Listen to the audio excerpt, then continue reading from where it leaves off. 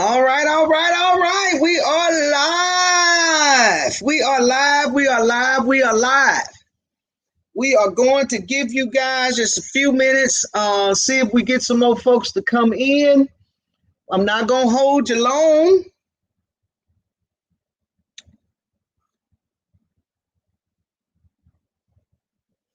Not going to hold you long. We're going to get started in just a quick hot second. All right. Hey, everybody, come on in. Listen, drop down in the comments now. Drop down in the comments. Let me know who's here. Let me know who's here. If you got something good to say, we're gonna read your comments. We are going to talk about it. Talk about it. Talk about it. Talk about it. All right, guys. We got enough that showed up that's watching, so we're gonna go ahead on and get started. Hey, beautifully yours. What's going on? What's happening, Donnie West? What's up? If you guys have not seen the interview, the live interview that me and Miss West had, you have got to watch it. It's off the chain. It has spurred a whole lot of conversation on Facebook. I'm working, y'all. Y'all see, y'all wanted me to go live. I finally got me some software to help me go live. I thought I had the software that was going to let me go live on YouTube and Facebook, but I wasn't able to do that a day after yesterday. But we're working on it. We're going to get there, guys. So just hang in there with me because we're doing everything we know how to do to bring you not only good content, but entertaining content. All right, y'all saw the headlines. Y'all know what we in here to talk about tonight? We're going to talk. Hey, Miss Rosemary. All right. Hello. All right. All right. Hey, Miss Peoples. What's going on, Kim? Hey, God's Grace. Thank you guys so much. Tawana, all the way from Toledo. All right now. Y'all all right. I hope everybody's having a good evening. I hope everybody's being safe. And I do hope everybody's family is well. All right, let's get started. Okay, we got a couple things to talk about. One is Jamal Bryant, Pastor Jamal Bryant, who's the pastor of New Birth Missionary Baptist Church in Atlanta. And we're going to speak on John Gray, okay? And I have a special guest to bring in for our conversation about Pastor Jamal Bryant. I did a video about Jamal Bryant. I did one and made the comment that I thought his relationship, this new announced or rebirthed announced relationship with Gizelle, who plays on Potomac, the Housewives of Potomac, was fake. I thought it was a business decision. And I left it alone. I just put it out there and left it alone. Then I did a video, came back and did a video about Jamal after word was getting out and accusations were being made that he had entered into a relationship with some woman in his church and had gotten her pregnant. He did a live video saying that that wasn't true. That wasn't true. That wasn't true, he said. That wasn't true. And I said, I hope so. I hope it's not true because the church has not had a whole lot of wins lately, and it would be good if we finally had a pastor who allegations came out on and they were not true. It would be nice. Woo. And after doing that video, I had a young lady reach out to me who in our conversation created another conversation. And I asked her if she would come on a live with me and if she would come on a live with me and let's talk about it, because the conversation that she had sparked with me, I thought would be good for everybody. And I wanted to kind of segue into these issues that affect our men and the issues that affect our women. So I thought it would be a very, very good conversation. Y'all give me 1 second.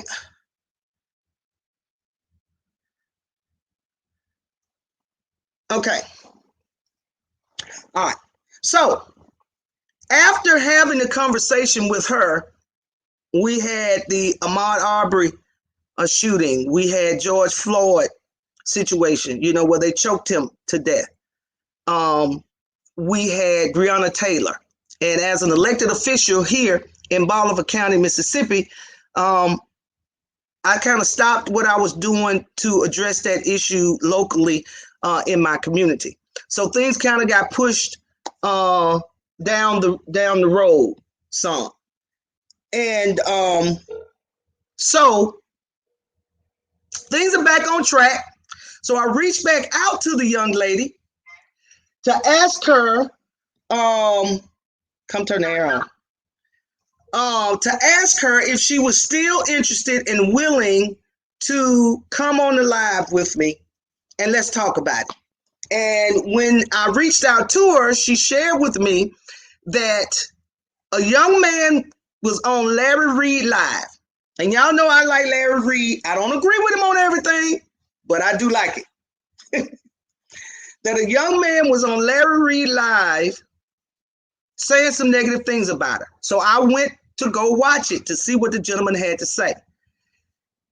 And I will admit, guys, that when I heard all that this guy had to say about her, I was shocked, bewildered, confused, because the person who I spoke with just didn't come off as that person that he was saying. I mean, he made this lady come off as though she was a stalker and crazy and loony and cuckoo. But that's not who I talked to. He also made it look like she was out to get Jamal, like a scorned woman. But that wasn't the conversation that we had. There were some questions that I asked her, some things that I wanted to know, and she didn't, as they say, take the bait. If it was somebody that was scorned, that was just trying to come after him to hurt him, if it was somebody who was clout chasing, she would want everybody to know who she was. And at that time, she didn't want nobody to know her name. She didn't want nobody to know her face. She just wanted to spark the conversation. Okay? She just wanted to spark the conversation. And the conversation basically was, what about the women who are hurt by these men? It seems as though our black men and our black churches, our black leaders can say and do anything they want to. And there appears to be no repercussions, no holding them accountable. But the women turned scorn.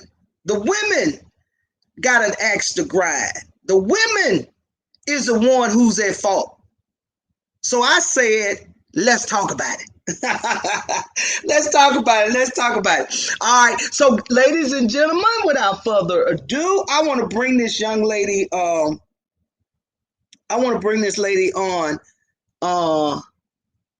to our platform. Hey, Miss Tanya. Hi, how are you? How are you doing today, lady? I'm well. Thank you for asking. And yourself? I do well. I do well. Congregation, we have with us Miss Tunya Griffin, and she is a women's empowerment activist, community activist, and seeks to influence future leaders. She is the Associate Director of University Community Partnerships at RIT and co-professor of Sustainable Communities. She is a doctoral candidate at Roberts. Pronounce that. Wesley. Yeah, it's Northeastern Seminary, Robertson College. Yes. All right. With a research interest in leadership quality in the Black church. She holds a master's in divinity and a bachelor's degree in organizational management. Now, Ms. Tanya, I gave them a little backdrop of how I got here with you. I told them about the two videos that I did about Jamal, where I did a video about Jamal saying that I did not believe that this new relationship or rebirth relationship between him and Gizelle was real. I thought it was a business deal. Okay. I've been watching Jamal. I've watched him over his career, but I really started watching him when he got to Atlanta. And although I thought he's a good fit for New Birth, I like his preaching style and whatnot. He comes off to me, and this is just my opinion. And I know if you go back and look at the videos, y'all will know I love me some Jamal. Love me some Jamal. But he come off to me as someone who wanted a lot of attention. He wants to be seen. He wants to be popular. He wants to have this great amount of secular influence, not just influence inside of the church, but outside of the church as well. And so Gizelle needed a storyline on Potomac, and they made an agreement. Now that was my opinion at the time.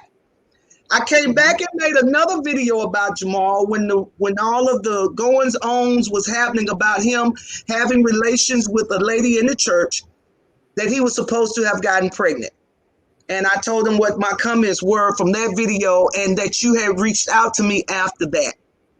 And due to all of the civil and racial unrest, I had to put that live that I wanted to do at that time to the side to address those issues here locally at home.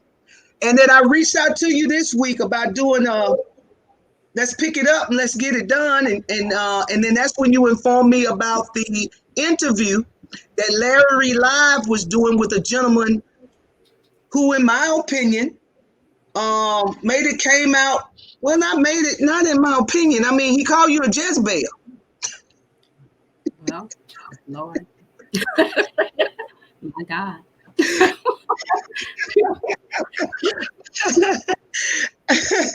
And I shared with you that if you look at the screen, Tanya, from time to time, I'm going to put up what some of the comments are.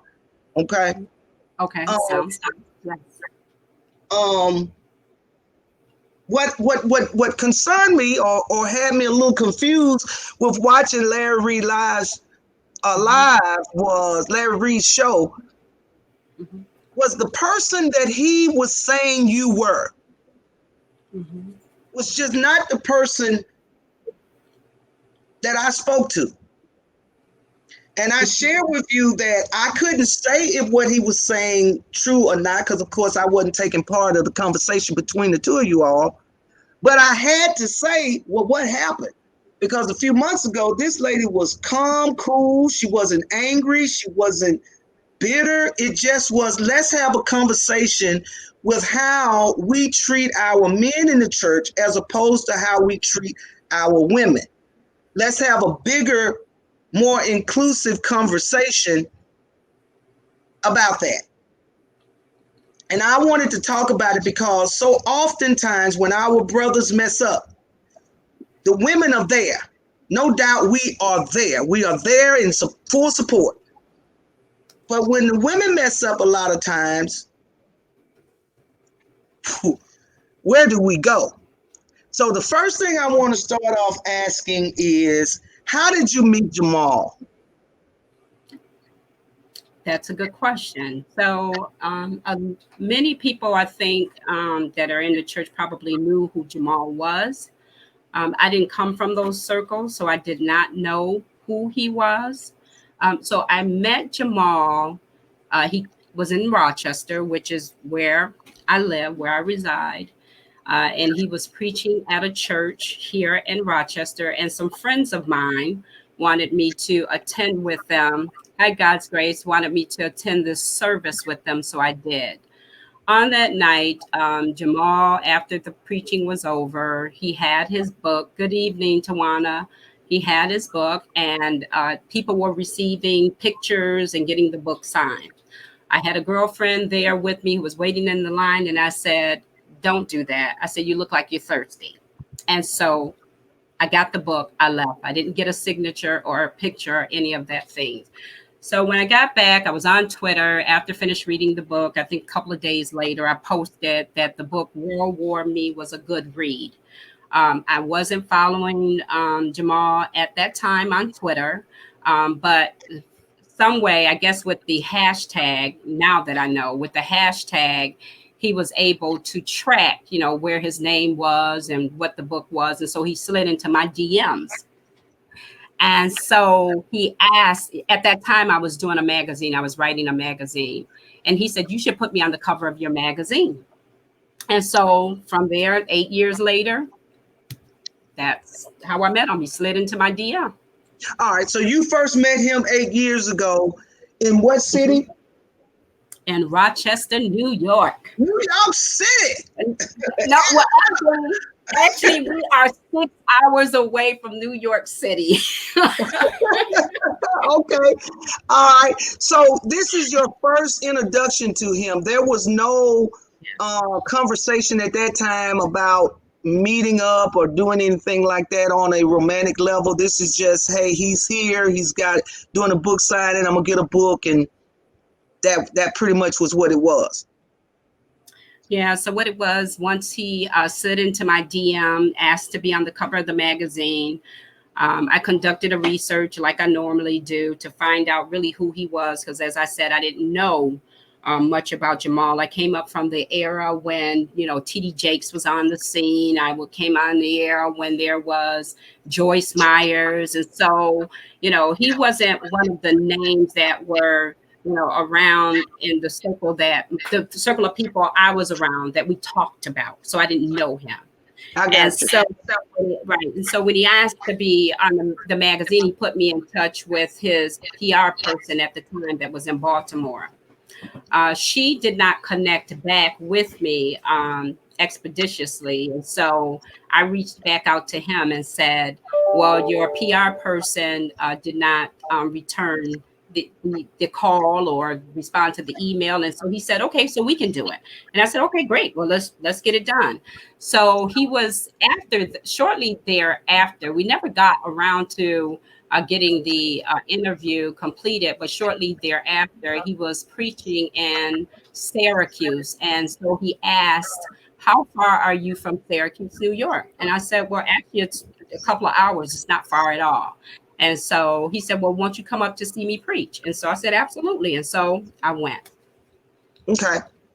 Now, so your initial, after meeting him, the after connection you had with him was putting him in your magazine. Actually, no, I never got to write the story. No, I'm not saying he finished it. I'm just saying that that after the initial meeting, the follow-up conversations was about you doing your research to put him in the magazine. I know it didn't happen, but that was the purpose of continuing the conversation with him. You got it. Correct. All right. Now, how long after meeting him did this go from what we would consider a business relationship to a personal relationship? Oh, wow. It was right after the first meetup in Syracuse. I think we stayed up pretty much all night talking. And so, so it happened rather quickly, just after that night, and we continued from there. Do you remember what year that was? That was in 2011. Okay. All right. Okay. And just so we have a understanding of time, we can say that a personal relationship, and I don't mean sexual, I just mean, hey, let's talk about being more than just having a business relationship, happened in 2011. Correct. You got it. Yep. Okay. All right. When did the relationship end? What year? So the relationship itself really didn't end. Jamal just recently contacted me. The last one was in July this year. So the relationship ended in a way where I stopped contacting Jamal. But what year was that? That was this year. That was this year. 2020, July this year. All right. So we have a relationship that starts in 2011 and it doesn't end until this year, July of 2020. Correct. Okay. Correct. All right. Just Mhm. so we know what kind of time we're dealing with, because when we initially spoke and you Mhm. shared with me about the length of time you were in a relationship with Jamal, Mhm. one of my questions to you was how? Because during that time period, Jamal was in a very open, very visible relationship Yes. with Sweet. Yes. So I mean, we'll that was the butter in his scotch. wow, wonderful. So the butter and the scotch. So interesting enough, by happenstance, Tweet and I are from the same city. I don't know Oh, her. She does not know me.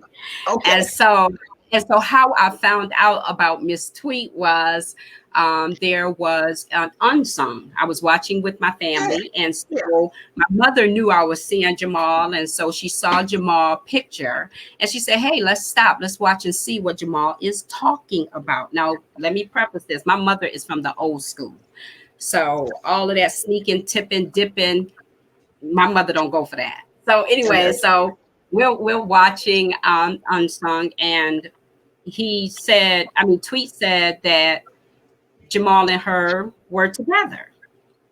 And I didn't know, I didn't think, I thought I heard what I did hear, that they were together. And so they had him come on for just a few seconds or whatever, and he said, yes, they were together. And so I left out of the living room. I went upstairs and I called Jamal. And I said, Jamal, I said, are you dating Tweet? And he said, where you get that from? And I said, I just saw Unsung. And he says, I said, and she said that you two are together. He tried to tell me I didn't see or hear what I saw and heard. See. Now that is the JR move. That's what I call that, the JR move. There was an old soap opera that used to come on, and it had Dallas. what's it called? Dallas. Got it. And JR told Suella, Oh, "Are you gonna believe me or oh your yes. lying eyes?"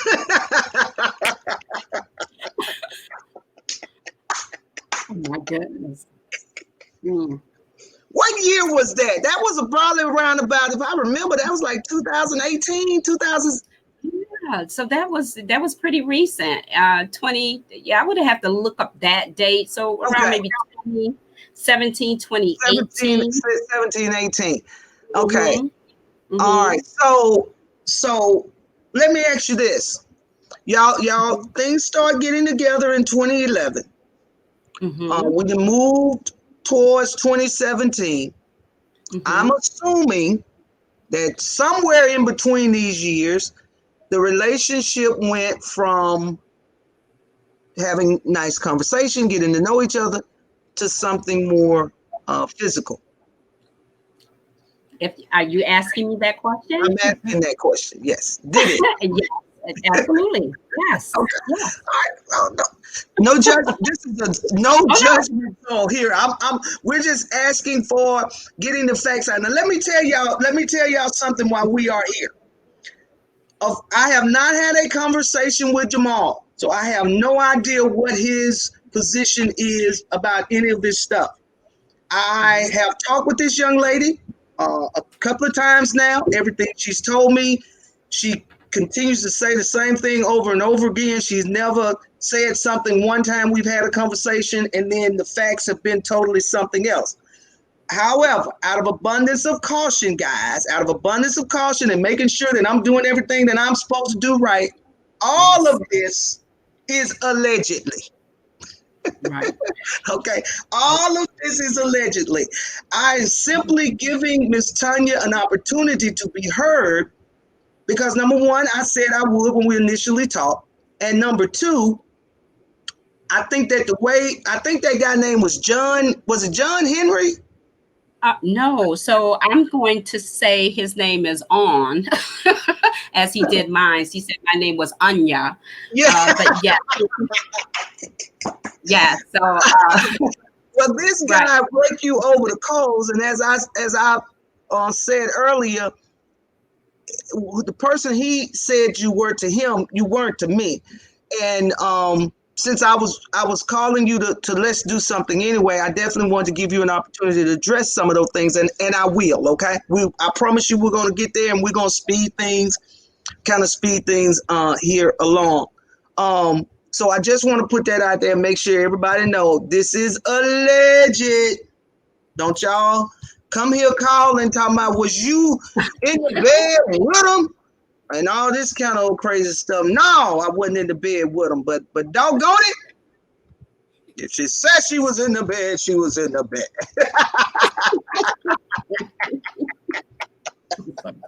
Y'all know how we do that. We're gonna have some fun. We're gonna talk about serious stuff, but we're gonna have. I see allegedly. You see, it's alleged. It's all alleged. That's like cover yourself, sis. Cover yourself. Because he told the other bloggers when they were saying that he had got that woman pregnant out of his church, I'm gonna sue all of you, and you're gonna have to come back and apologize. Now, I ain't heard one blogger come back and retract nothing or apologize nothing, but I'm just saying. But they don't do because they don't put timelines together. Absolutely. Well, we got some receipts now, y'all. Y'all hang on and hang in there, because we got us some receipts. This is a new time that we are living in. Beautifully love. I love you. Beautifully yours. I love you. She said, "Can y'all like the video? Please hit the like button. Please hit the subscribe button. Please share the video. We want everybody to be a part of the conversation." Thank you, beautifully yours. I appreciate you so much. Barbara Bailey said these pastors need prayer as well as the women. In 2011 and 2018, she's still messing with. Please. Oh, she didn't say she was messing with now. Hold on, Miss Barbara. Let us get to the end. Right. Let's get to the end. You can ride with that too. It's all good. Yeah. I'm trying to get a little timeline for everybody, but y'all, I promise you, we're gonna hit the important part. So y'all just hang in with us till the end, and I promise y'all I'm gonna walk you through. I promise I'm gonna walk you through. Okay. Here we go. Here we go. So now, meet him in 2011. Y'all started dating. And y'all hold on one second, because I know how y'all like them receipts. So I'm gonna give y'all a receipt. Give a receipt, sis. I'm gonna give them a receipt. They like a receipt. I want them to have it. Now, can you see that, Miss Tanya? I can see it, but as I said, the wording on it is not clear. It's kind of small. I hope y'all can see that. But this is a flyer, Miss Tanya. I'll tell you what it is. This is a flyer that says Summer Revival. Dr. Jamal Harrison Bryant, H. Bryant, back in August of 2019. Do you know anything about that flyer? Are you asking me? Yes, I sent you that flyer. That is the flyer, right? That was our That was our last face-to-face. Was during that time span, which was August 2019.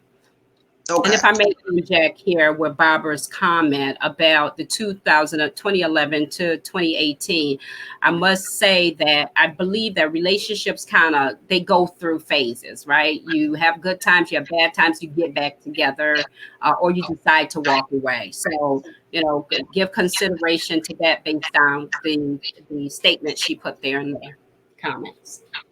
I got you. All right, so this was back in August of 2019. Why did he send you this flyer?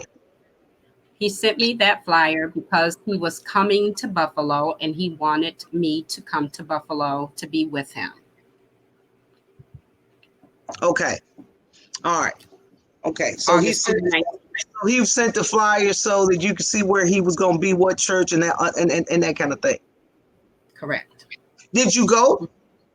Absolutely. Okay. All right. Yeah. All right.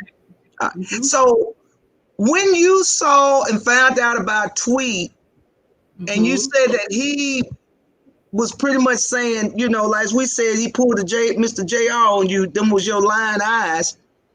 Yeah. What was your response? I mean, you know what you saw and what you heard. So Yeah. what was your response and why?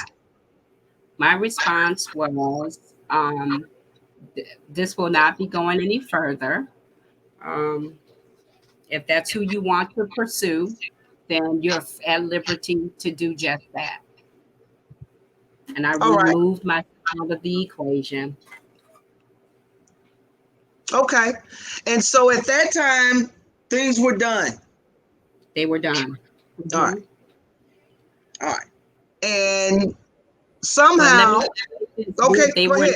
they were not done to the point that we still didn't have like texting, one another, because it wasn't that we were enemies. We were not that. It was just Jamal knew that I was interested in being with a certain type of man, and he was just not living up to that. All And right. so when we walked away, it wasn't as if we didn't have any communication still. It just wasn't communication where, we had this closeness as we had before. I got you. I Mhm. got you. All right. So now I know when we initially talked, your concern was how it appears that the church Mhm. has a tendency of always, for lack of a better phrase, guys, Mhm. excusing the behavior Yep. or looking over the behavior of Mhm. our male leaders. Mhm. And you were not trying to, when I asked you if I could use the information you gave me, you said yes. I asked if you wanted to come on the show, you said no. I asked you if I could use your name, you said I prefer not. And your response to me for these responses was, I'm not trying to hurt Jamal. Mhm. I'm not trying to put him in no bad situation. I just want to have the conversation. Because in that video where he was addressing the accusations of him having impregnated a lady at his church, Mhm. he went on to talk about his past, his Mhm. past, and can't hold your past against you. And I remember you made a comment to me and you said, what past are we talking about? Mhm. Are we talking about a past that's 5 years from now, 1 year from now, or 6 months from now? And then you said that because he's saying his past, but here he is out telling people that he has been in a relationship, a rekindled relationship with his ex-wife Gizelle, and I believe she said maybe 2 years, at least 1 year, and he was still having a relationship with you. So how? Absolutely. Mhm. So if you're saying to me, "Don't hold my past against me," Mhm. but you're still out here shucking and jiving and lying, then Right. what past are we talking about? Absolutely. You're Okay. right. And Mhm. so I said from day one that I didn't believe the relationship Mhm. between he and Gizelle. Right. And when you made that comment to me about it, I thought that was interesting. And then so much so that you said, I got some receipts. That's funny. You gotta keep receipts these days. I got some receipts. So I'm gonna pull up Yes, Jack.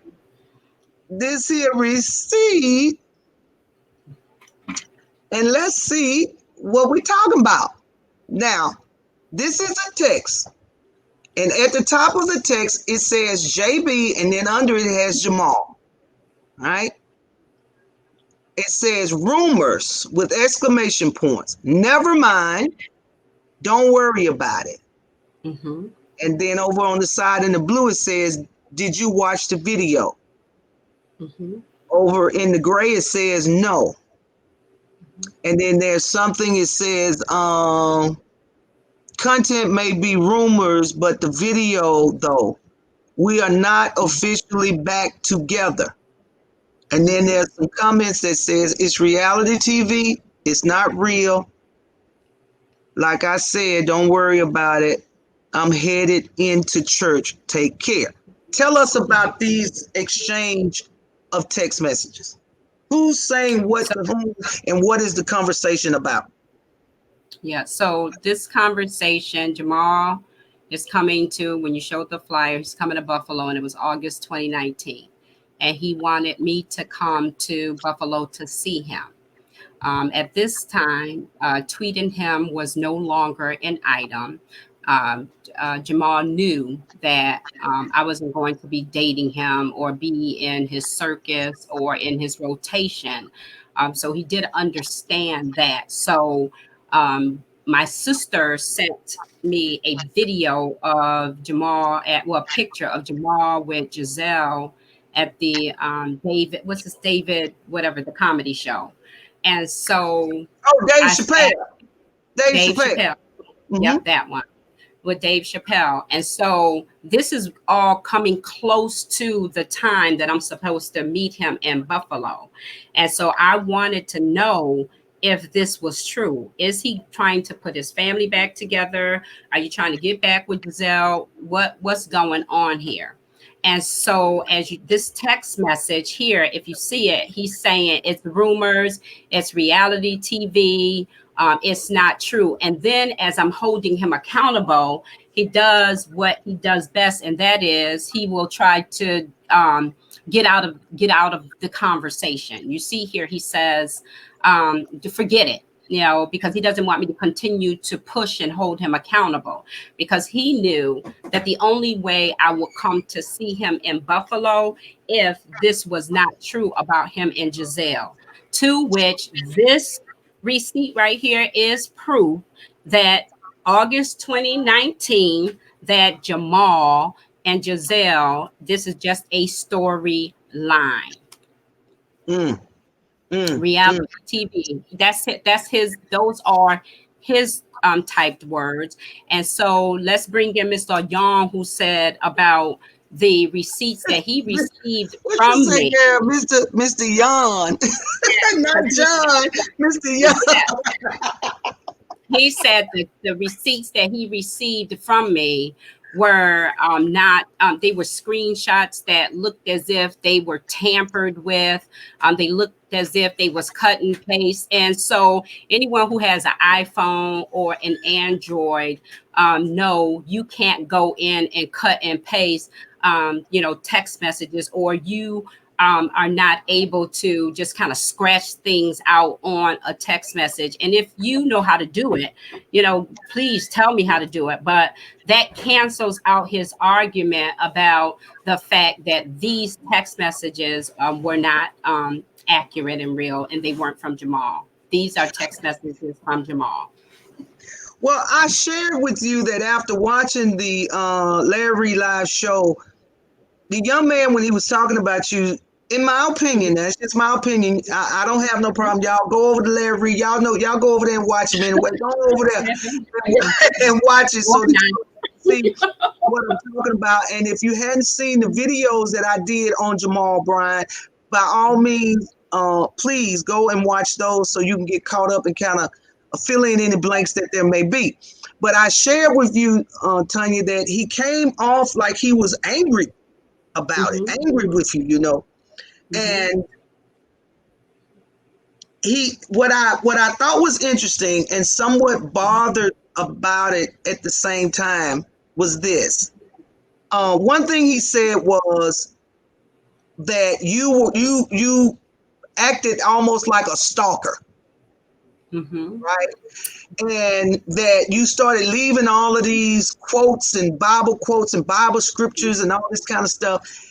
And I'm paraphrasing, y'all, not word for word, but he said something like, if you know all of this scripture, or you this holy or this religious or whatever the case may be, then why is you out here sleeping around, fornicating, right? Yep.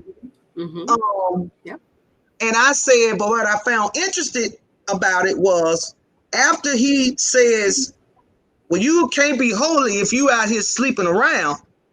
But then he comes right back and circles back and says that because Jamal was single, You know, he might be tapping on some or whatever. And you single, it's almost like it ain't no big deal. Now, what I found interesting was it's no big deal for Jamal to sleep around, but it's a problem if for you to sleep with Jamal, but it ain't a problem for Jamal to sleep with you. And I found that interesting, which to me brought up the conversation about how we see our religious men as opposed to how we receive our sisters. Because I said, as far as I know, I don't know no woman that could be caught as many times as these men have been caught and still be able to keep a church. I said the only woman that I know that the scandal came out on about her having an outside relationship and she was not only able to keep her church, but able to go and take over Pastor Tim's church. Y'all know who I'm talking about. Y'all know what I'm talking about. Okay. Her husband came out and said that their divorce was because of him, not her, even though she was the one that was in pictures with Benny Hinn over in a whole nother country. Now I'm gonna tell you, it's something when you have to leave the country for privacy and you still get caught. I'm just saying. Oh, that's it. I'm sorry. I'm saying that must be something real wrong about what you're doing, because the Lord didn't let the folks find you in a whole nother country. Okay. My Lord, that's a good one. Oh, hold on one second. I'm looking at some of these. I'm looking at some of these questions. Yeah, you got it, Mad Church Disease. You got it. That's exactly who I'm talking about. Right, Tanya? I ain't got to call her name. They call it for me. It's public knowledge. Mad Church Disease. Y'all help me out. Let me preach this sermon tonight. Help her, Lord. Help her. Somebody send an offering. Cash out. We're going to take up an offering later now. Don't y'all leave for the offering plate get passed around. Don't send it to me. Send it to my dear sister there. Yes, she's working.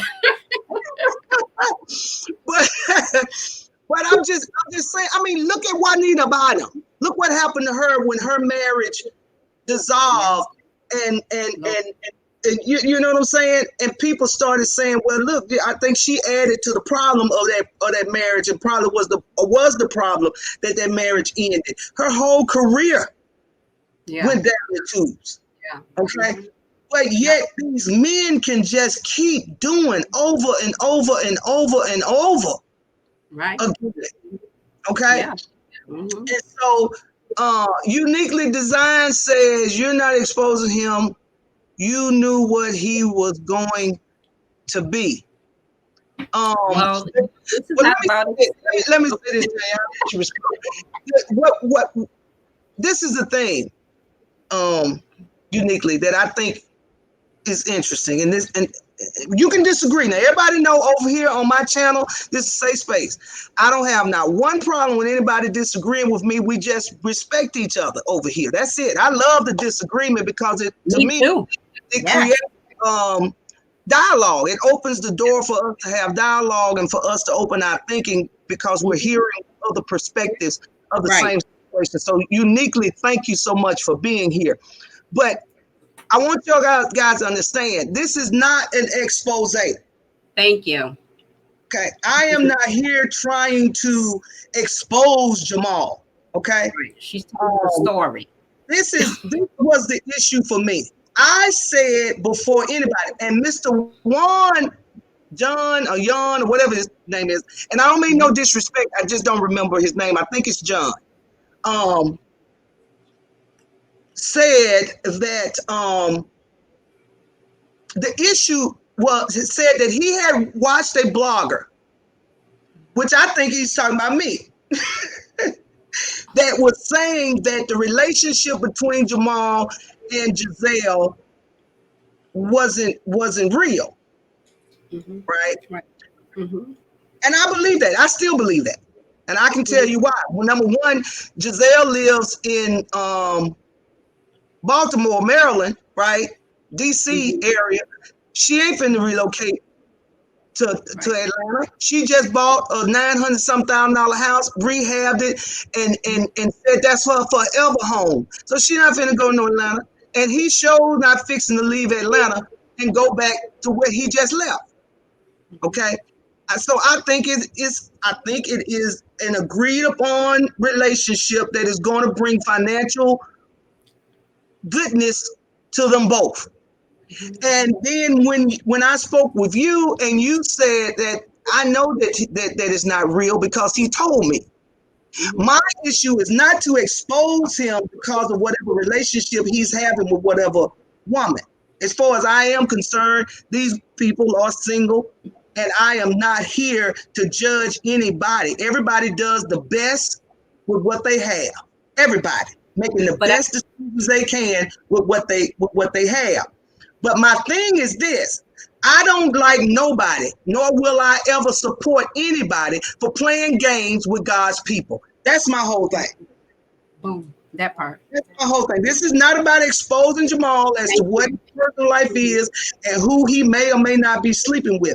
But you, at some point now, when we're in these positions, standing up over God's people, telling them how to live their lives, to some extent, our lives need to some kind of way be in order a little bit. But I think we need to contextualize this. This is not about exposing. So Barbara would have to put it in context. What does she mean? What is being exposed here? If she's saying exposing about the relationship that Jamal and I have with one another, this is you're sharing the story. It is not a story of exposing because it wasn't hidden. What we need to get our arms wrapped around is the reason why we are here is what was on the table was the question that was asked about, is Jamal and Gizelle really back together? That's what was on the table. The text messages, as if you want to use the word exposing, which is uncovering the lie. The part of the role of the church is to do what?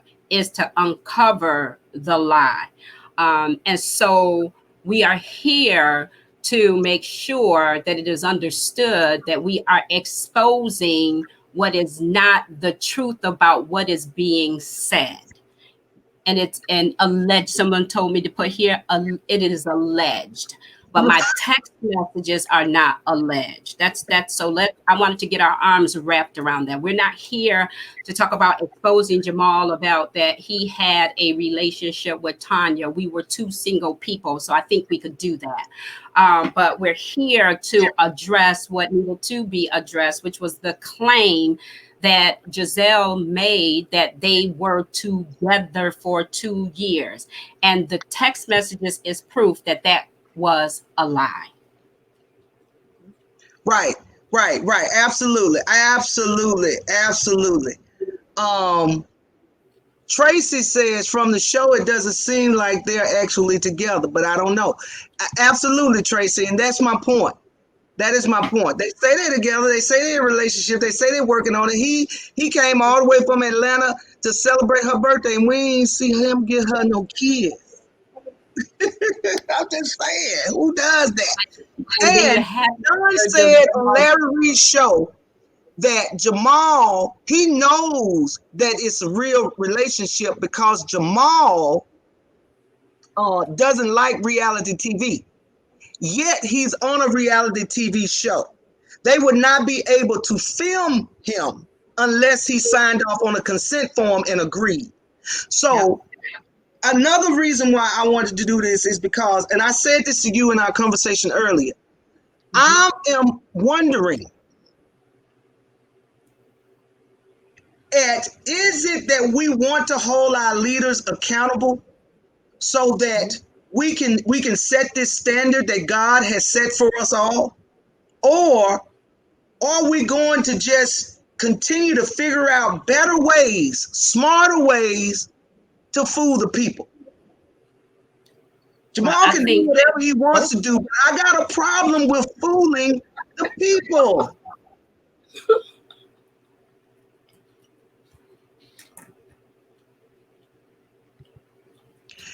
And I'm more, it's more of an issue for me, y'all, in all honesty, because it just seems like these men can run all the way through the church and treat any black woman any kind of way they want to.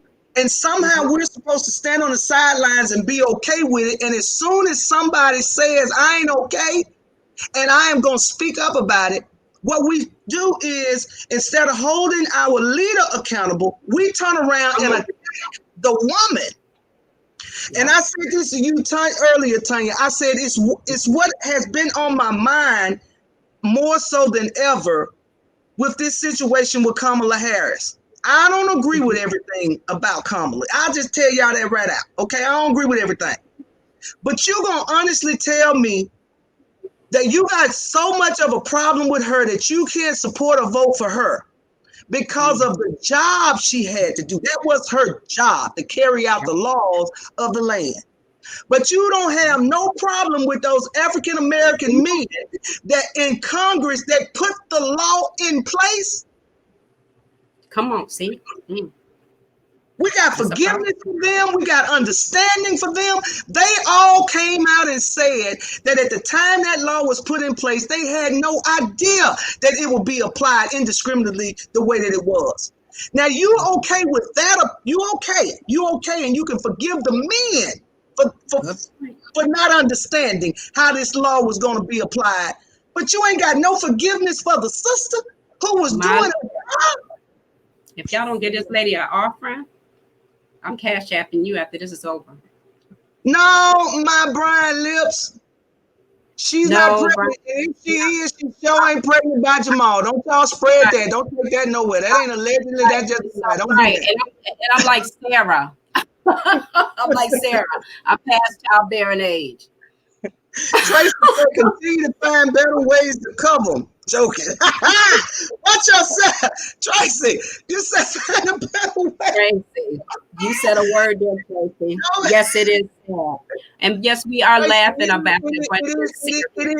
It is sad because, as I said before, y'all, look, I'm a different kind of person. I do believe in what the Lord says. I have no arguments with it, okay? But I do understand people are people, okay? People are people. But whatever you do, you still should do it in respect. Lying to people, playing games with people, trying to get over on people, pull the wool over folk, playing these games. You don't have to do any of that. You can be a single man, a leader in the church, and if you find a lady you want to be with, that's y'all. That's y'all relationship. That's y'all stuff. If you make a decision or come to a place in time where you decide, I know this is not going anywhere, or I don't want it to go anywhere, in the relationship, you can pick up the next day if you want to and start dating somebody else. But to have this woman over here be hanging on the string, and you got this one over here that you're pulling on the string, come on. That's not right. That's not right. You wish it was amplified. I don't know how to amplify it. I'm talking as loud as I can, but I tell you what I'm going to do, Tracy. I'm going to fix it. I'm going to get me a mic. I know how to do that. Linda says Gizelle on Kids doesn't even like the fact that their parents are trying to get back together. Your own children don't respect it. Something isn't right. Something ain't right. And it's another reason why I believe that it ain't fake. I mean, that it's fake, that it ain't real. Because, I mean, come on. Right. Come on. The children looking at Gizelle like upside her head, like, what is wrong with you? Right. It's just fake. And so, that's why it was important, I thought, for, me to address that particular area is we need to have conversations. Z, appreciate you guys for talking. Thank you, Bad Church Disease. So let me just, if you don't mind, take this space just to address Mr. John, who was on the Larry Reed show, and we'll do it really quickly.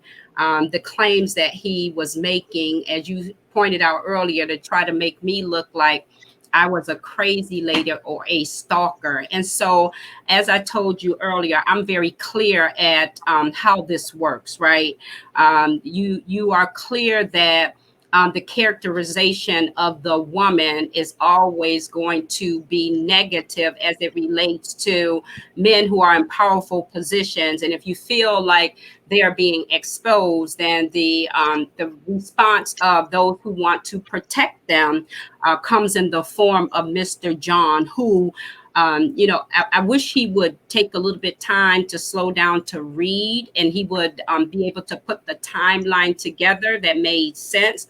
For example, what he did state is that when he and I started to conversate via Instagram, is that I came with him with scriptures, lies. I did not come to him with any type of scriptures at all. What I did do is, I am a blogger myself. He posted an article about Gizelle and Jamal, that they were together.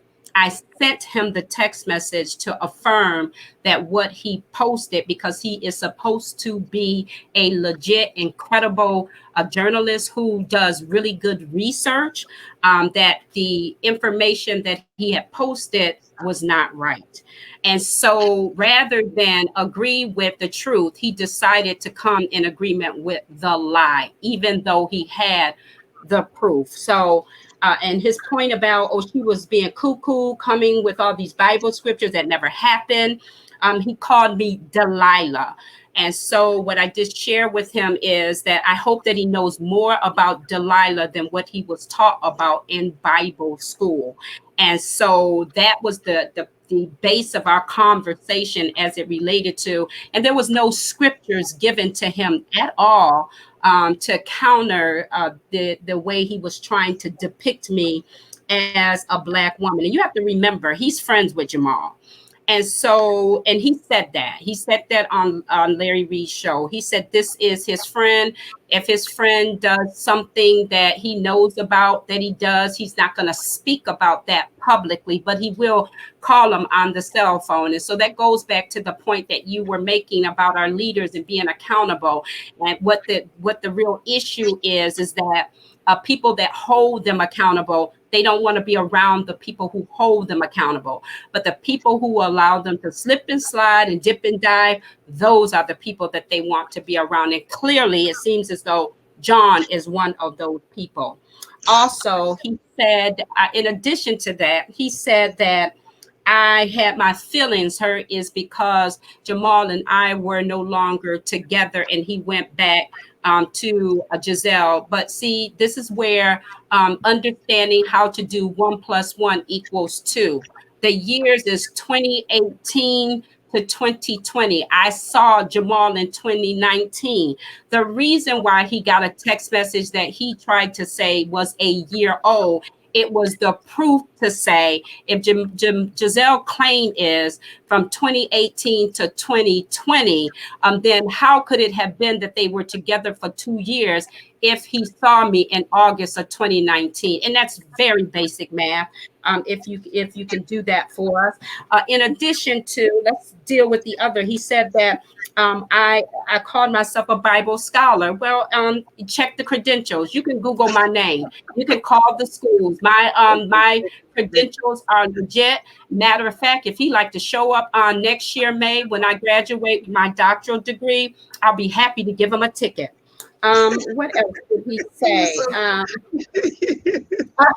I just wanted to make sure I addressed all of his concerns, because here is the thing. You cannot have a conclusion about research if you're already going into research with what it is that you want the research to say. And so clearly, John is not doing a good job of research. Research starts with a research question. How do I know? I work with research students, and I am also a research student. And so I'm on a quest using a methodology to make sure that I can say what the results are by testing it with the methodology. He didn't do that at all. Absolutely. He didn't do that at all. So well, John did say this that I thought was also somewhat interesting. When he, of course, like we said earlier, came off to try to make you appear to be crazy, right? He also said that you had reached out to everybody. reached out to everybody, and you couldn't get traction from anybody. And so, you're just a scorned woman. And this is what I found interesting about saying that. If it wasn't real and you weren't getting traction about it, why are you on the show talking about it? Thank you. Right. That's that mic drop. That may be a lawyer thought, but I'm just saying, because if something ain't real and it ain't getting traction, why do I need to address that? Let me move on with my life and talk about something else. Right. I just want to know how big was the check. Did the bands make them dance? That's all. well, that's the things you said, right? And that question takes me right into the conversation about John Gray. Okay, about John Gray, because to me it's the same type of deal. Now, I've always loved Jamal for owning his stuff. I would say that about him. When he messed up with Gizelle, and it, of course, he tried to cover it, but once it came out, the one thing I liked about Jamal that I did not like about John Gray, and I love John Gray too. John Gray turned me off when, after getting caught and deciding that he was going to come before the people and let them know what was going on, instead of just admitting that, hey, I messed up. I messed up. He came out and tried to use the scriptures, and manipulated the scriptures, and started talking about he was a 16-year-old John and all of this. And I'm like, you wasn't 16, John. You were a 40-something-year-old man when you were showing that woman your drawers. Stop it. Okay, stop it. You manipulating and playing games with the people. God don't have no problems with our mess up. He created us, and he knows that there's imperfection in us. So when we mess up, out of respect for God, I don't understand. You got to repent. And if you're not willing to accept that you made a mistake and ask God to forgive you, then what is our Christianity for? It can't be good for the people, but it's not good for the leaders. My Lord. And it made me started thinking, and that was my problem. I would give Jamal that. I give Jamal that he just, when he got caught and he couldn't keep it covered no more, hey man, I did it. It was me. Right. Right. He didn't play the David game. When David got confronted by Nathan, and what would you do with this man? He'd go to jail, I'd kill him, woo, woo, woo. Nathan said, that man is you. Yeah, but that's the power of Jamal cover-up. That's the power, that's the strength of that allows him to continue to operate the way that he does, is because we buy into that as it relates to what he does. John might have got caught because he was careless. Jamal's not careless. It doesn't mean he's not doing that. Yeah. He's a smart brother now. I'm gonna give him that. He's not careless. He's smart and he is strategic. But John said something in his mess up, and it goes along with what you said about these preachers have a tendency to surround themselves with people who cover them and keep them covered, right? Not around accountability partners, right? No. And it reminded me of something that John said, and he said that, what do you do when you have people around you, right? And all they keep telling you is dance, puppet, dance. You know what I'm saying? Dance. That means keep it going. Keep it going. Stay before the people. Keep the money going. And that's what it's about. Keep the money going. Because how in the world? I'm still asking this question. You have Joel Osteen, who has this man continuing to come to his church every Wednesday or every other Wednesday, however it is, to preach. He never set him down, nothing. Just let's keep it rolling. And I remember Joel Osteen saying that when he was teaching Bible study, there were a few hundred people coming. But when John started preaching Bible study, thousands started coming. And I mean, do you sit this man down who's bringing in those kind of people, which means it's attached to that kind of money? Or do you sit him down and say, hey, brother, get yourself together and we're gonna help you fix this?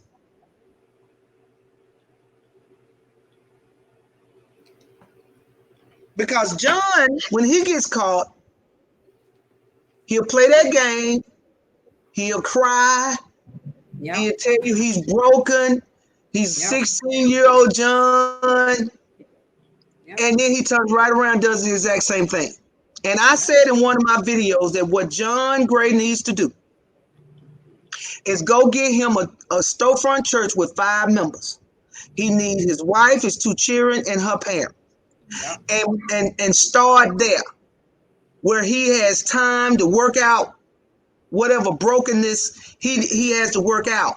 Because once you hit that level that John is at, and this is why the scriptures say to be very careful about putting a novice up to that level of bishop, the giving them that type of position, because if their character is not strong enough, if they ain't worked out all of that stuff, right? I can fall from the coffee table and survive, but when I get on the mountaintop, if I fall, I ain't gonna recover from that. And the bad thing about it though is when I fall down, I'm gonna take some folks with me, because there are a lot of people that will walk away from the church, not from John Gray, from the church. Yeah. Mm-hmm. And so I'm wondering now, has our churches, has our pulpits, right, went from healing and deliverance, salvation, right, to I don't care what you done, let's fix it, let's get it covered up, go pay her off, go pay her bill. Larry Reid has this song that he sings all the time. He said, keep your hoes happy. My God, don't do it. Jesus, Lord help. My God, no. Lord. And you won't have these problems. If you're going to be out here doing all of this stuff, my God, don't do it. Don't do it. Don't do it. Don't keep that. Every dog got his day, and a good dog got 2. And if you out here sowing these seeds that are not of God and not good and positive, eventually one day the seeds are gonna grow. They're coming back. They're coming back. They are absolutely coming back. And I'm bewildered and dumbfounded by what I'm seeing. You know, I told you about a flyer that I put up on my Facebook page where a church was doing a service and they called the service WAP. WAP, the new Cardi B song. Okay. And they were playing, I guess, wordplay on it. They were calling it worship and praise. And WAP. And I said, and y'all can see those conversations. I did a live interview that's up on YouTube now. It's over on Facebook. Y'all go watch that stuff. But I said it's sad. It's sad. Somebody responded and said that they are doing what they have to do, you know, to bring the people in. And I said, well, if we're doing anything to bring the people in, let them play the song in church, let them sing it too in the choir stand. Let them do the dance in the church. If everything is open to try to get them in. I said, but what I find sad is that we have to use worldly cliches. Yeah. Mm-hmm. Right? You're right, preacher. To get the people in, when back in the day, When folks really live sanctified lives, we had the power of the Holy Ghost. Thank you. Say that They again. got 'em in. Yeah. We had miracles. The Yeah. scriptures teach us and show us that it is the word of God, the It is the word. power of God through the working of miracles, and the Yeah. love of God that draws people. Love and kindness have I drawn thee. Not gimmicks, Mm-hmm. not cliches. And Mm-hmm. that's one thing that I said about Jamal, that I had a problem with him bringing what's Kanye. that, Kanye West at the church. Because if you got to always reach out and pick from the world and bring the world into the church to get them, you're going to continuously have to pick from the world to keep them. Yeah, but the thing is that Jamal made the claim as if he did not know that Kanye was a Trump supporter. Jamal knew Kanye was a Trump supporter way before he brought him to New Birth. And if you go look at the videos that Kanye had a meeting with Trump, and so he knew he was a Trump supporter. He brings him to New Birth. After he brings them to New Birth, there's an offering that is left. Kanye leaves and then goes back and talks again with Trump. And then Jamal acts as if this is deplorable. We have to give this money back. How is it that he's supporting Trump? We just can't have that here at our church, but you knew that before you bought him. He's always been a Trump supporter. Talking about he thought that he had changed in his thinking. How? Right, but he didn't. The Force Church program, this whole church service was just him and his friends getting together to rearrange gospel songs. You know, at one point in time, he didn't believe that there needed to be no preacher. He didn't have no word at his so-called church. So where does the change come? And I'm not saying that a song can't touch your heart and bring you to God, but I am saying you need to preach word. Ain't that what the word said? How can they hear without a preacher? And how can he preach except he be sent? We have to bring her watch us. That's right. So I'm just saying I get the humanity of us. I do. I understand it. Mm-hmm. But at some point, we're going to have to go back to the old landmark. And you bring up a good point because, you know, this for me has been really a time of stepping back and reflecting and just purging some things, right? Because what happens is these things, they have a way to compete for the love and the desire that we have within for the Father. And so we really need to look introspectively about some of the things that we are doing today that we understand is not showing the visible results, as you just stated, about the miracles and the power of God being in the house. And so even though this was not the best experience, the Apostle Paul pins it this way: it was good for me. It was to good have for me. It was good, honey. Good. It was good. I didn't see the good in it, but I'm thanking God because I remember when I first got saved, I can feel the power of God coming back into my life like when I first got saved. And it is as what you're just saying, it's that holy lifestyle. So when someone made the statement about exposure, we might not like exposure. Come on here, somebody today, you might not like it. But let me tell you, exposure, just like you just used with David, with Nathan, the prophet Nathan told David the story because David didn't want to see himself for who he really was. And so after he tells David the story, he looks at David so David can look in his own mirror. He said, and you're that man. So it doesn't have.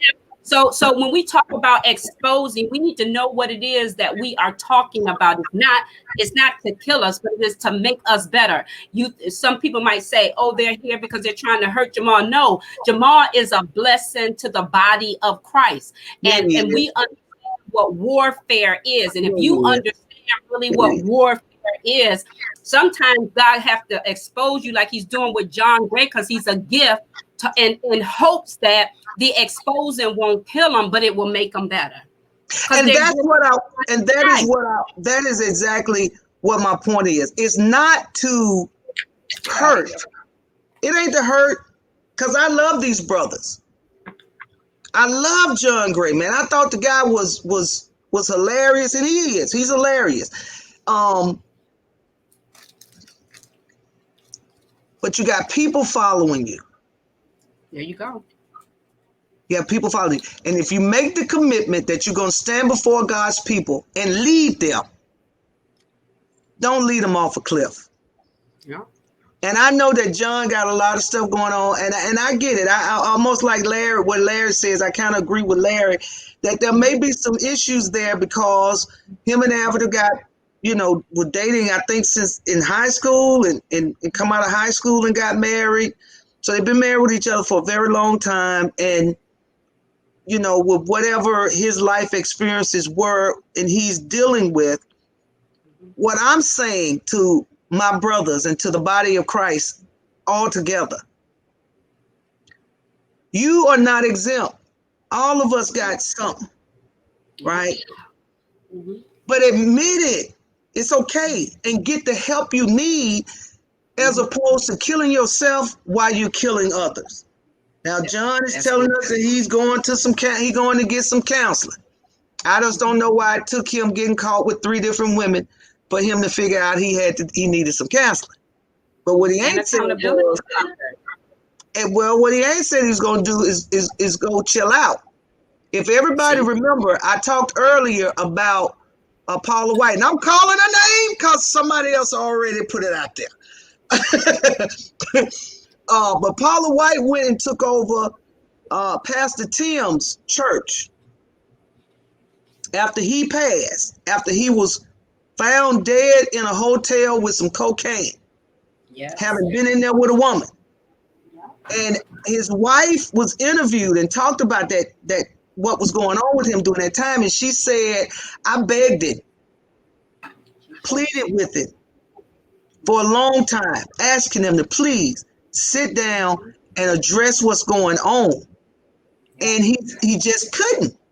He couldn't come out of the pulpit. And I did a video and asked a question about a pastor named John Wesley. That is a smart dude. That's a smart man of God. John Wesley got up in front of his church and told his church he was tired.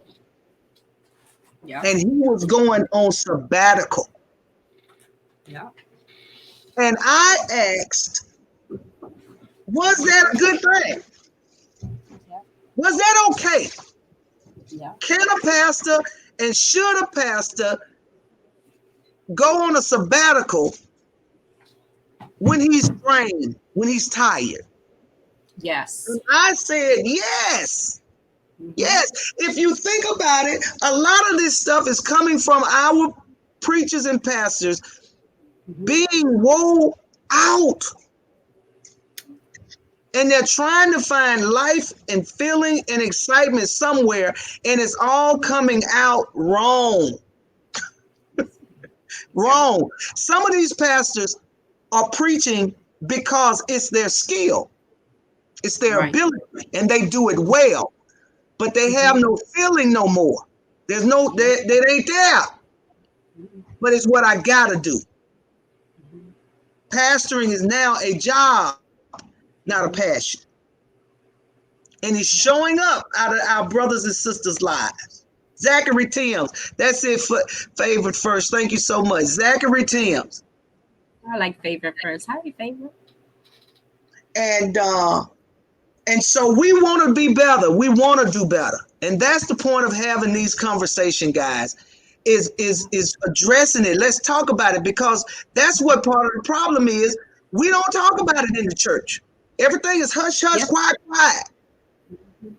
They're talking about suicide. They're talking about abuse, physical, emotional. And out in the secular world, we have our parishioners going through the exact same thing in the church, and we don't talk about it. I give Jamal credit for that. I watched him preach a sermon one day, and he had a sermon in mind. But the spirit of God fell in that house, and it did. I saw it. That man got caught up. I was so thankful because he ended up talking about suicide. He ended up talking about suicide and depression. And I'm telling you, I ain't gonna say half the church, but about a third of that church made their way to the altar. What I also like about the brother was after he finished praying for him, he told him that to meet him after church in one of the areas of the church there, some other area, they had counselors. They had certified counselors there to help these people address and deal with these types of issues that are going on in their lives. And I thought I'm just like, oh my God. So when you say he's a benefit to the body of Christ, he is. Nobody's saying throw him away. I'm not saying throw him or John Gray away. I am saying they need to get a handle on their flesh. Yeah, they need, and the thing is, you cannot work out your issues on other people because you hurt them and you leave them damaged, and that's not fair to other people, and that's not how God created us at all. We are to be carers of one, two, and with another, and we need to be careful how we handle one another, as if we can just do or say anything to each other, and we need to do better. We really need to do better. There's apologies that need to take place. All this hiding and using grace, messages that, or the get out of jail free card, as if that is, the way to continue in these types of behavior. And they have to be careful of that. Yes, Paul said this. He said that we should not continue in sin. God has forgiven us, yes. But then he answers that and says, shall we continue in sin? He said, God forbid. And so we can't continue down this path and think that it's okay. And we have to have people who are really holding us accountable. I know they have covenant brothers, but it doesn't seem like the covenant is working if you continue to live out your life like that, with relationships to other people. Is just not right. I don't care how they try to slice it. I don't care, what type of ways we get up and, want to be godly sorry, and we want to rip our garments and we want to do sackcloths and ashes. But usually it's like the scripture says, a form of godliness, but we deny the power thereof. And God desire for us all is to really be restored to look like we're supposed to in the imago Dei, in the image and in the likeness of God. And so we should cry out and say, God, just make us over again. And there's nothing wrong with that. Paul says we all have sinned and fallen short. But that's not the expectation, is to stay where it's 99 and a half, because it just won't do for any of us. Absolutely. Absolutely. Need to be stress-free, saying with this COVID going on, a lot of preachers is on sabbatical. I wonder what they are doing. Yeah. All right, Nita. They getting some sabbatical time right now. But I hear what you're saying, and you're absolutely correct. I know we're living in a different world. I know that we are. And I know we're not doing things the way we used to do. I get that. But I am saying, and I'm going to say this, y'all. I'm going to say this now. Don't y'all jump on me. Y'all know how y'all do. Go on and let me out in the comments, but don't jump on me now. Don't jump on me. Mm-hmm. The expectation that women in the church are supposed to just blindly follow, and yet that's not reciprocated. It just makes me wonder, where does the Black woman go? In the secular world, let's look at Meg Thee Stallion, right? A man shot her in the foot. Who shot her? Both of them. Both. Okay. He shot him in both. I thought it was one foot. No, damn, it's two. Both of them. All right. So he shoots her. She, after being shot and her foot leaking, she still covers for him. She's still, it's the black culture way. There is an article, Google it. It's called Linked Fate.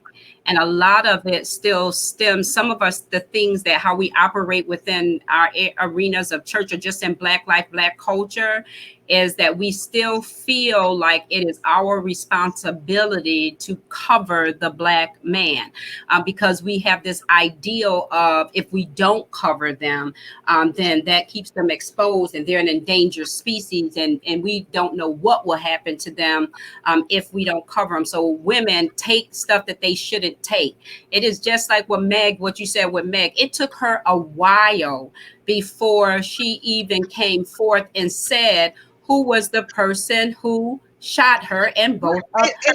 And check this out. She never would have came forward if he hadn't started coming out throwing her under the bus, saying that she, she got she cut it with some glass, or just you're gonna once again, you got the sister covering for her man, and you got the man throwing the sister under the bus. And if Black women got to deal with that out in the secular world, and they come into the shade of Christ in the church, and then and we're telling women that they need to come to church if they want a good man, and then they believe it and come to church believing that they got a good man, and you still getting the same treatment in God's house as you're getting out in the world. My question is, and y'all help me over in the comments, where do Black women go?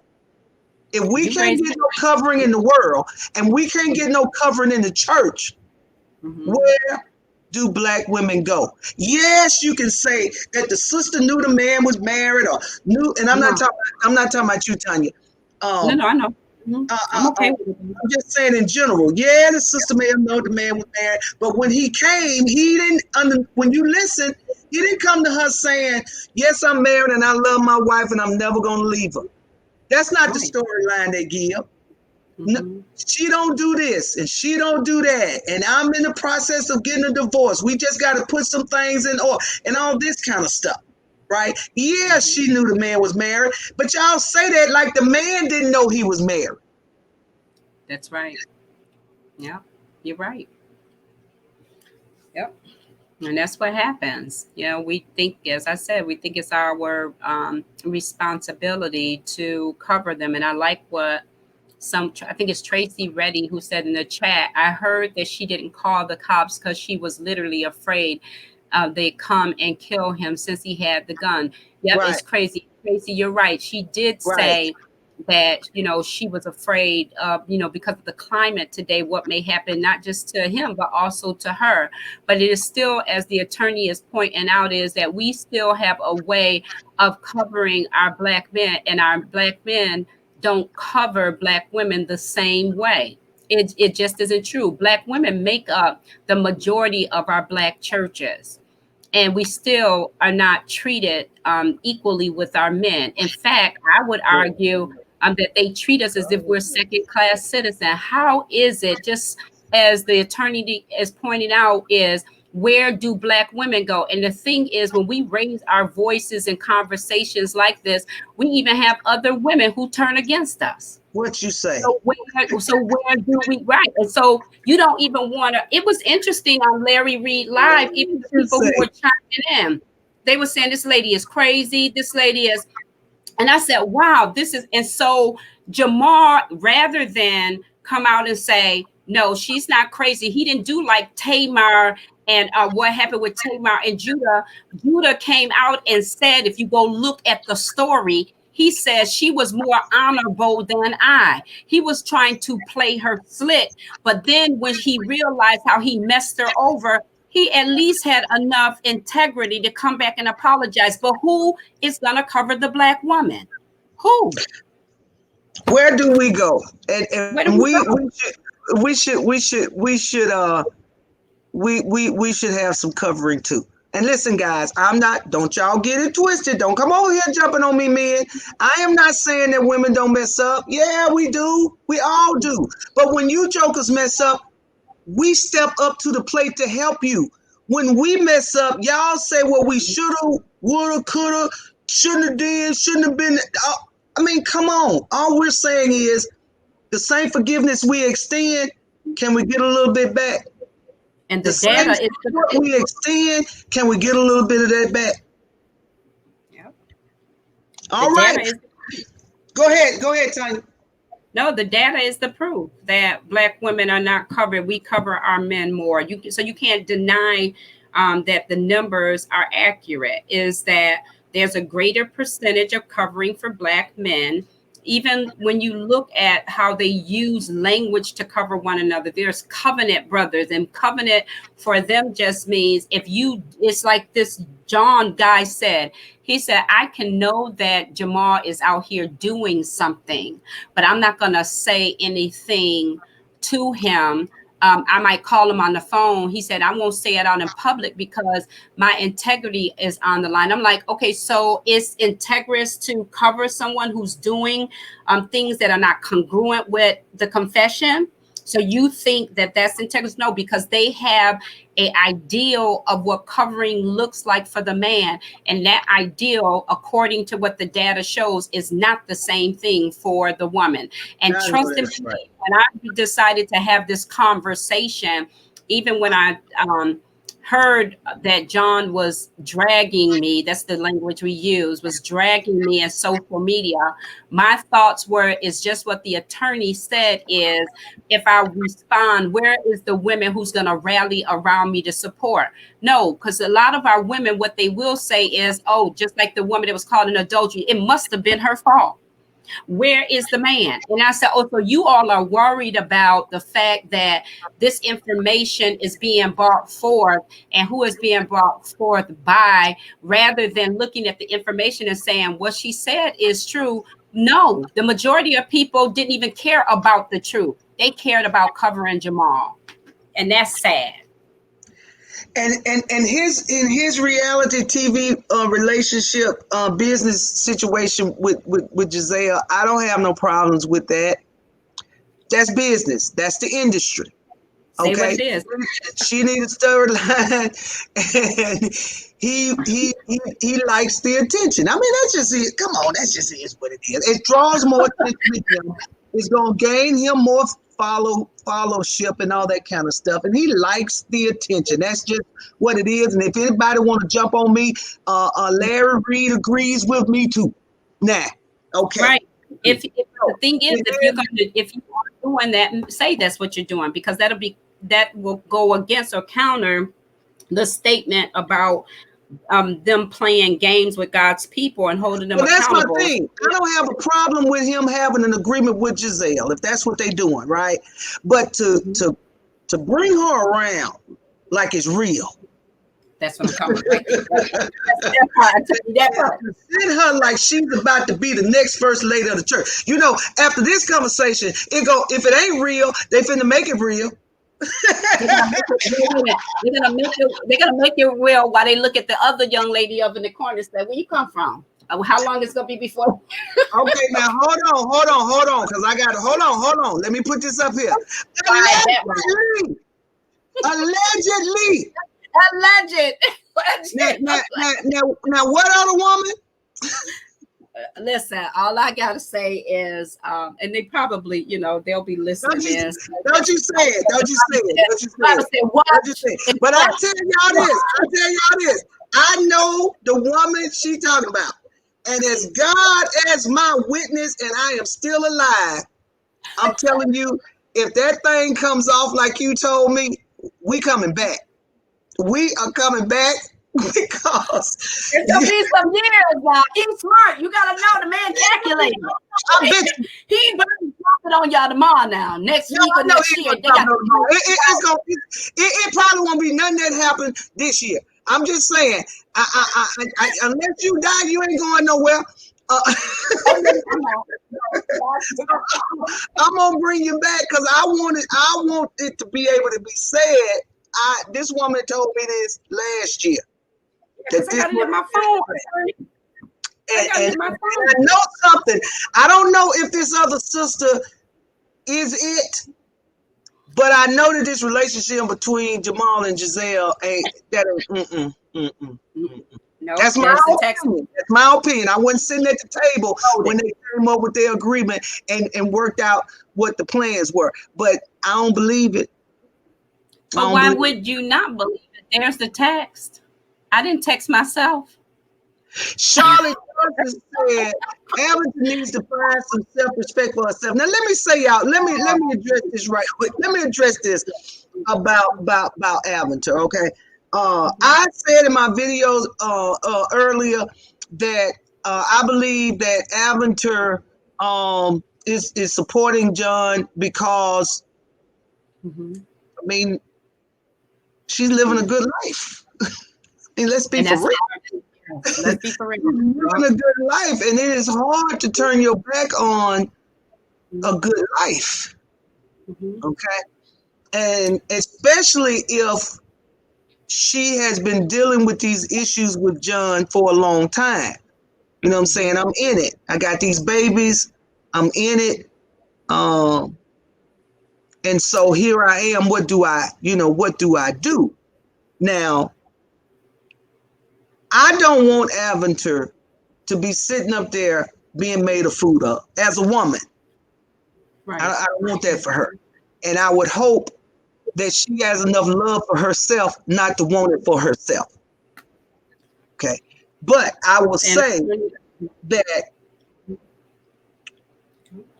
sometimes I had to go back and kind of rethink this thing after I made that statement. Sometimes your man, if you honestly believe your man, okay, you believe it. You're in a relationship where I believe him. If he tells me this, he tells me this. If that's what you believe, then it's going to be hard for you to believe what other people say. He's gonna pull a JR on you, and that's what you're rolling with. Well, John, I don't believe my lying eyes. I didn't see what I see. Now, yeah. so I want to give her that benefit of the doubt that is possible. You can be in a relationship. Look at Betty Broderick. Betty Broderick was in a relationship with a man, gave up her life for this man to help him aspire to be wealthy and well known and successful. And everything that man said, she believed, even when she knew it wasn't true, because she wanted to hold on to the good things and good times that they had, right?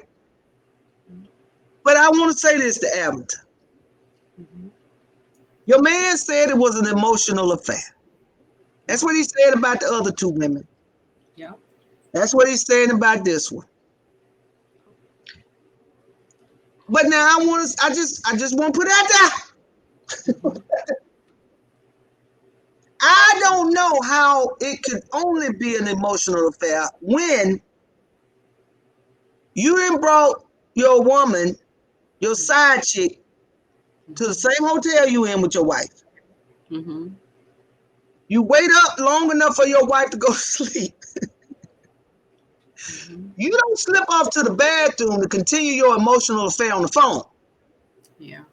You slip out the hotel room to go to your other woman's hotel room. Now, I ain't saying you couldn't have had an emotional affair in there, but I'm saying why you had to be in the room if you could have had the same emotional affair on the phone.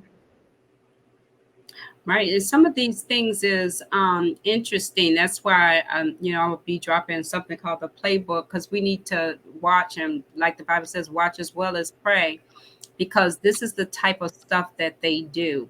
You have to think about, even in the span of time that Jamal and I were together, and you think of Tweet, you think of Gizelle. And if you put the timeline together, y'all forgot that he still has a son. The son is only like probably about 4 or 5 years old, John is right now, right? And so this is the type of games they play. So you go over and you will be with this woman, right? And then you will come over and you will slip up and come and be with me. It's just like what you said, attorney. It's these games that is causing people to get hurt. The second point that you raised that is important is allowing your mind to be divorced from the things that they both of them have built together. That is a really hard process, right? So if you are have been living on a certain type of pinnacle, all of your life. You can't see anything else but that. And divorcing your mind from the people, the stuff, how you're treated, all of that is an excruciating process to have to go through when you're talking about distancing yourself from something that is not benefiting you. And in this case, it will be her husband. Now, I'm not saying what she needs to choose to do, but what I think would be helpful is you need to take some time of some real reflection around what the truth is. Somebody put that in the comments I read, and they said, you love somebody. I love this. I think it's Marlene Tucker. She said, love her enough to tell her the truth. And that's it, Marlene. You are so right. And we think that love is covering people and not telling the truth. No, what you just wrote there, that's what love looks like. And it's a hard process, but it's a journey that she would have to take. But it's a journey that I would suggest to separate yourself from all of those things so you can make a real clear decision, because all of that stuff clouds it. Putting John back up in the stage, it makes them not realize that this is the thing that is causing them not to see what they need to deal with. That's why the pandemic was interesting to me, because it shut all of us down.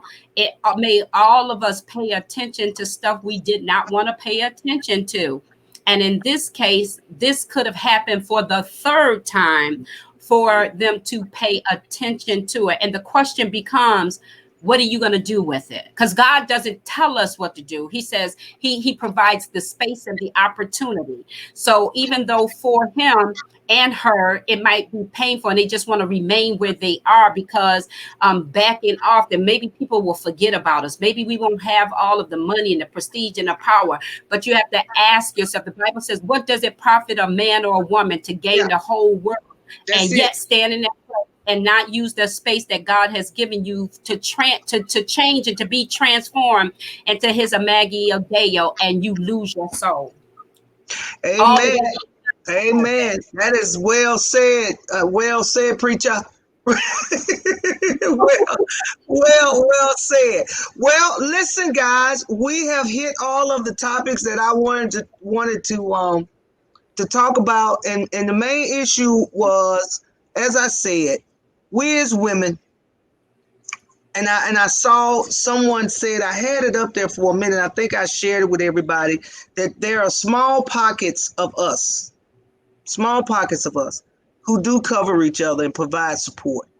And I just want all of my members of my congregation to know I love you guys, I appreciate you guys, and you guys support me to the hill. And I'm very, very, very, very, very, very appreciative. To the extent that this channel is a success, I know that it would not be that without you. I love you guys so much. And although I know we talked a lot about women, now listen, brothers, this is gonna be good. We love you, and we need you. We're not here to run you down and throw you away. What we're asking you guys to do is stop leaving us. But Tanya, real quick, Tracy got a good question in here. Could you address that? Tracy question. Tracy says, what truth doesn't Avatar know at the moment? They're in counseling. And I'm sure some hard things have come out, all the truth. So I'm prayerful as she works. So listen, let me tell you something. I honestly believe Avatar knows, but I also agree with Tanya. I think she's considering how her life is going to be turned upside down. What is it going to look like? What it's going to mean? Because as we've said throughout the show, we know John is going to have a church in the pulpit. Where will Avatar be? They're not going to give her the church. Oh my God. Wow. You bring up a good point. Maybe it is You understand what I'm saying? So that's a great point. And I've been with them. I think they said that they've been together since they were 17. maybe 16, 17, somewhere in there between 16, 17, 18, 19. So that's a long time. They were young. That's a long time. And so you're talking about throwing all of that away, picking up and starting over. And I'm not saying you can't do it, because we know you can. There are many women and men that have had to do that. And with God, we know it's possible. It's able. We know that. There's no question about it. But that's easier said than done. And if I had a option, if I had a choice between divorcing my husband and turning my world upside down and trying to stick it out and work it out, hoping, praying, and believing that God is going to work it out and deliverance is going to come, I, you know, some people would choose, I'm out of here. Like Nixon, I am out of here, right? And then He wait for them to carry him out. Nixon was like, I'm out. and then you have others who will make the choice to stay and pray. And I can't say to anyone that their choice and their decision is wrong, because all of us make the best decisions we can with what we have. And that's all we can do is our best, lean and depend on God and wait for him to deliver. So congregation, I want to thank Miss Tanya. Thank you so much for coming and being with us and sharing your story. I'm glad you had the opportunity to address those issues about Mr. John that he brought out, and to make sure that everybody understands what your true purpose was. This is not about trying to attack Jamal. We're not scorned about nothing. Hey, we were single. We were in a relationship. It didn't work out. Life is great. All I'm saying is, can we stop with the trickery? We stop with the game. Can we do that? Can we do that? So, Tanya, thank you so much. I'm gonna be praying for you. You telling me you're a doctoral candidate, so you're probably working on your thesis right now.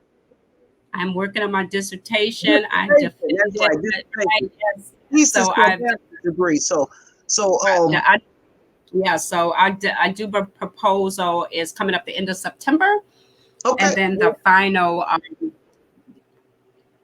Go ahead. No, that's fine. Yeah, and so the final, I'll be all said and done and wrapped up in a bow in December. Okay, awesome. Well, congratulations on your journey. We're going to be praying for you, and we're here. We're Facebook friends, and please let me know what you got going on. If there's anything that I can do, let me know. I'll be glad to I don't know, show up and tell somebody something for you if you need me to. Uh, we appreciate you. May God continue to bless you. And thank you so much for being willing to put yourself out there. I know it's not easy because you don't know how people are going to be receptive. And sometimes people can be nasty. But there's one thing that I make clear over and over and over here. Everybody got a right to disagree. I don't have no problems with it. But you can disagree with me and still respect me.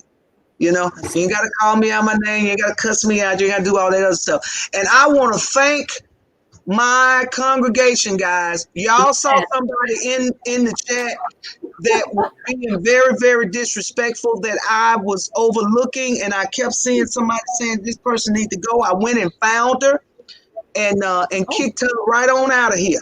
Or whoever. Because we don't play that game over here. We're here to have open dialogue and open conversation about things that affect us as a whole, as a people, but in particular as African Americans trying to make our way through this ungodly world.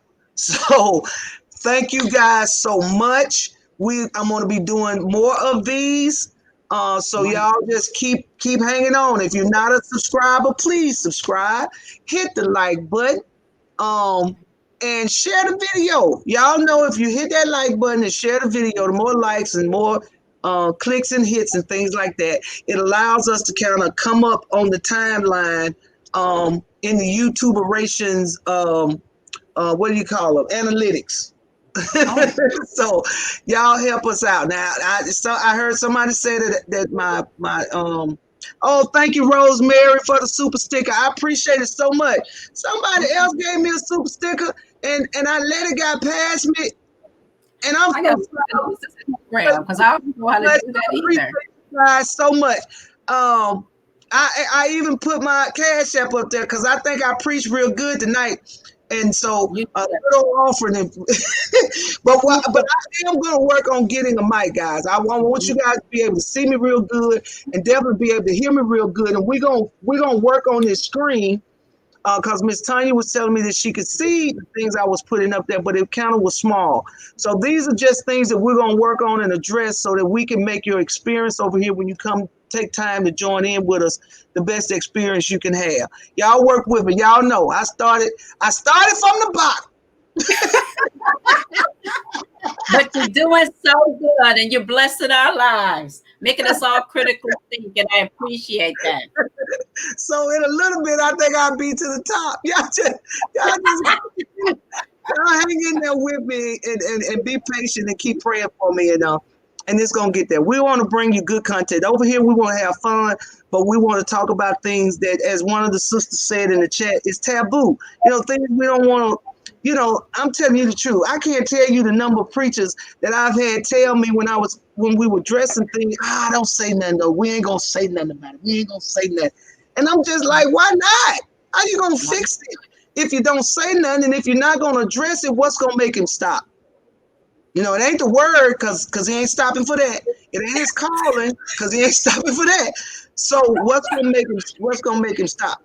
And Larry Reed said that the bloggers have been anointed by God to, to release the truth to God's people.